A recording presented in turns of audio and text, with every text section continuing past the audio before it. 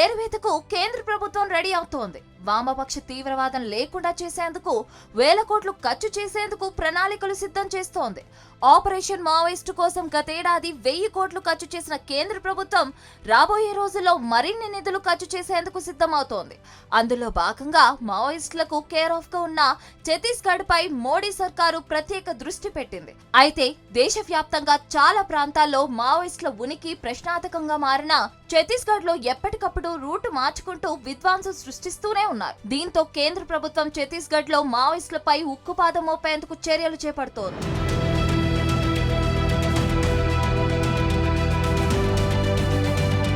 Maoist ప్రాబల్యం ఎక్కువగా ఉండే ఛత్తీస్గఢ్ లోని అబూస్ఫడ్ పై మోడీ అండ్ కో టార్గెట్ చేస్తుంది.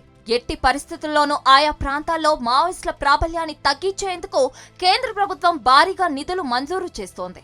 Security related expenditure, special infrastructure scheme, special central assistance పథకాలతో నిధులు విడుదల చేస్తోంది. అయితే దేశవ్యాప్తంగా మావోయిస్టు ప్రభావిత రాష్ట్రాలకు 2017-18 నుంచి 2022-23 మధ్య కాలంలో 5601 కోట్లు మంజూరు చేసింది. ఇందులో ఒక్క ఛత్తీస్గఢ్కే 1666 కోట్లు మంజూరయ్యాయి.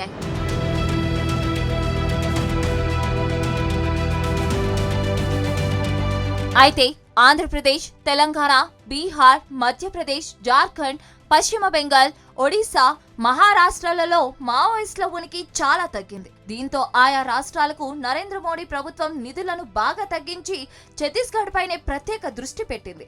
మరోవైపు ఛత్తీస్గఢ్ లో దాదాపు 300 భద్రతా దళాలు క్యాంపులు ఏర్పాటు చేస్తున్నారు. మావోయిస్టులకు పెట్టని కోటలా ఉన్న అబూస్ఫడ్ మారుమూల ప్రాంతాల్లోనూ ఈ క్యాంపులు ఏర్పాటు చేస్తున్నారు.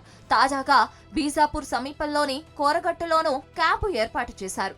కేంద్రం భారీ ఎత్తున మంజూరు చేస్తున్న నిధులతో ఓవైపు మౌలిక వసతులు కల్పించడంతో పాటు భద్రతా బలగాలకు అవసరమైన సదుపాయాలను హోంశాఖ అధికారులు సమకూర్చుతున్నారు.